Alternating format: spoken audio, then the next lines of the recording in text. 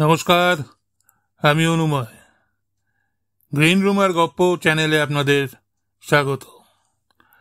আজকের এই এপিসোডে কিশোর কুমারের এমন এক অদ্ভুত ঘটনা জানাবো যা শুনে আপনারা অবাক হয়ে যাবেন। আর আপনারা জানেনই যে এরকম কাণ্ড শুধুমাত্র কিশোর কুমারের পক্ষেই করা সম্ভব।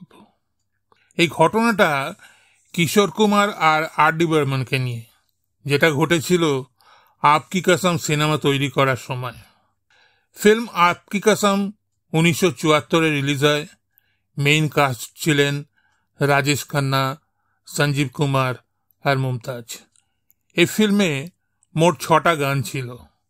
করবটে বদলতে রহে, সুনো কহো কহো সুনো, পাস नहीं आना, जिंदगी के सफर में, जय जय शिव शंकर আর চোরি চোরি চুপকে চুপকে, যেগুলো গেয়েছিলেন লতা মঙ্গেশকর আর কিশোর কুমার। সুরকার অবশ্যই রাহুল দেব বর্মন, গীতকার ছিলেন আনন্দ বক্সী। আপকি কসম ফিল্মের নির্দেশক ছিলেন জে ওম প্রকাশ, আর এটাই ওনার প্রথম হিন্দি ফিল্ম ছিল অ্যাজ এ ডিরেক্টর। যেহেতু এটা ওনার প্রথম বই অ্যাজ এ ডিরেক্টর, তাই তিনি ফিল্মের বাজেট খুব হিসেব করে তৈরি করেছিলেন আর সেইভাবেই খরচা করছিলেন। গানের রেকর্ডিং কেমন চলছে এটা দেখতে স্টুডিওতে যে ওম প্রকাশ এসে হাজির। এসে দেখেন প্রচুর মানুষ অদ্ভুত অদ্ভুত পোশাক পরে ভিড় করে স্টুডিওর মধ্যে ঘুরে বেড়াচ্ছে। এই দেখে ওম প্রকাশ অবাক। রাহুল দেব বর্মন দূরে হাসি মুখে দাঁড়িয়ে। আর.ডি. বর্মন ওম প্রকাশকে সাদর অভ্যর্থনা জানিয়ে নিজের কেবিনে নিয়ে গিয়ে বসান। ওম প্রকাশ জিজ্ঞেস করেন কাজ কিরকম চলছে। তাতে আর.ডি. বর্মন বলেন সব ঠিকঠাকই চলছে, আপনার কাছে একটা অনুরোধ যে একটা গানের জন্য বাজেট বাড়াতে হবে। শুনে ওম প্রকাশ বলেন পঞ্চম, তুমি কি পাগল হয়ে গেছো? বাজেট আর বাড়ানো যাবে না, তাহলে তো বাজেট দ্বিগুণ হয়ে যাবে। আর স্টুডিওতে এত লোক কি করছে? রাহুল দেব বর্মন ওম প্রকাশকে আশ্বস্ত করে বলেন আপনি চিন্তা করবেন না, ওরা সব এই গানটারই অংশ। আর আপনি যদি বাজেটটা বাড়িয়ে দেন তাহলে ওদের নিয়ে একটা চমৎকার আর হিট গান তৈরি করে ফেলবো, যেটা আখেরে আপনারই লাভ হবে।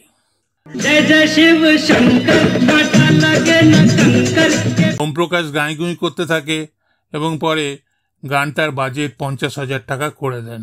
কিন্তু রাহুল দেব বর্মনকে খুব খারাপভাবে বলতেও ছাড়েননি, 50,000 খরচ করা দিয়া। অবশেষে ফাইনাল রেকর্ডিং এর দিন এলো। স্টুডিওতে এসে ঢুকলেন কিশোর কুমার আর লতা মঙ্গেশকর। সবকিছু ঠিকঠাকই চলছিল। লতা আর কিশোর চা খেতে খেতে বারবার আর.ডি. বর্মনকে ডাকছিলেন ওদের সঙ্গে যোগ দিতে, কিন্তু আর.ডি. বর্মন সে কথা না শুনে মন খারাপ করে নিজের কেবিনে বসেছিলেন। চা শেষ করে কিশোর কুমার লতা মঙ্গেশকরকে বলেন তুমি রেকর্ডিং রুমে যাও, আমি একটু আসছি। কিশোর কুমার কেবিনে ঢুকে দেখেন রাহুলের থমথমে মুখ, চুপ করে গম্ভীর হয়ে বসে আছেন। কিশোর কুমার চিন্তিত হয়ে জিজ্ঞেস করলেন কি হয়েছে পঞ্চম? আর.ডি. বর্মন একটা দীর্ঘশ্বাস ফেলে বলেন ইজ্জত নিয়ে টানাটানি। তারপর নির্দেশ ওম প্রকাশের সাথে তার কথোপকথনের কথা শোনান আর খুব দুঃখের সঙ্গে বলেন যে আমাকে বলে গেলেন 50,000 খরচ করে দিয়া। খুব অপমানিত বোধ করছি কিশোরদা। কিশোর কুমার সব শুনলেন। কিশোর কুমার জানতেন এটা শুধু একটা গানের কথা নয়, এর সঙ্গে বন্ধু রাহুল দেব বর্মনের প্রেস্টিজ আর আত্মসম্মান জড়িয়ে আছে। রাহুলের কাঁধে হাত রেখে কিশোর কুমার বলেন বাদ দে এসব কথা, চল গানটা করি। কিশোর কুমারের কনফিডেন্স দেখে আর.ডি. বর্মন আশ্বস্ত হলেন আর মুখে হাসি ফিরে এলো। তারপর শুরু হলো জয় জয় শিব শঙ্কর গানের রেকর্ডিং। সেদিন যেন আলাদাই এনার্জি ছিল স্টুডিওর মধ্যে। কিশোর লতা গাইলেনও মার কাটারি। কথা, সুর, সঙ্গীত মিলেমিশে একাকার হয়ে গেল। আস্তে আস্তে গানের শেষের দিকে চলে এলো। কিশোর কুমার গানের তালের সঙ্গে সঙ্গে নিজের স্বভাবসিদ্ধ ভঙ্গিতে কিছু কথা যোগ করে দিলেন।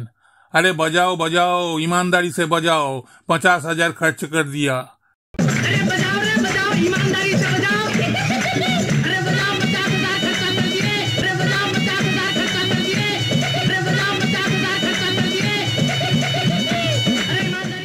রেকর্ডিং চলতে থাকলো, কেননা কিশোর কুমার এই কথাগুলো সুরের সাথে এমন সুন্দরভাবে মেলবন্ধন করেছিলেন যে বন্ধ করার কোনো প্রশ্নই ওঠে না।